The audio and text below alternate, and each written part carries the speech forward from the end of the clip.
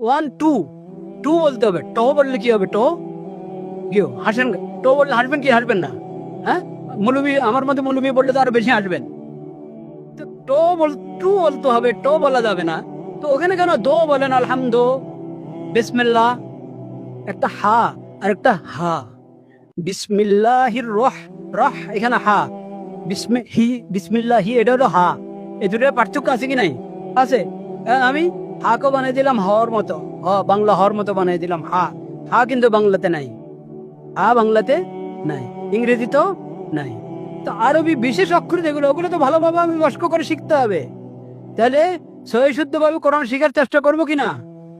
ইনশাআল্লাহ। আল্লাহ সবাইকে তৌফিক দান করেন, আমাকে, আমাদের সবাইকে তৌফিক দান করেন। ওয়ান টু, টু বলতে হবে। ট বললে কি হবে? ট কি হাসেন? ট বললে হাসবেন কি হাসবেন না? হ্যাঁ, মৌলবি আমার মধ্যে মৌলবি বললে তো আরো বেশি হাসবেন। তো ট বল, টু বলতে হবে, ট বলা যাবে না। তো ওখানে কেন দো বলেন? আলহামদু, বিসমিল্লাহ, একটা হা আর একটা হা। বিসমিল্লাহির রহ, রহ এখানে হা। বিসমিল্লাহি এটা হলো হা। এই দুটোর পার্থক্য আছে কি নাই? আছে। আমি হাকে বানিয়ে দিলাম হর মতো, বাংলা হর মতো বানিয়ে দিলাম হা।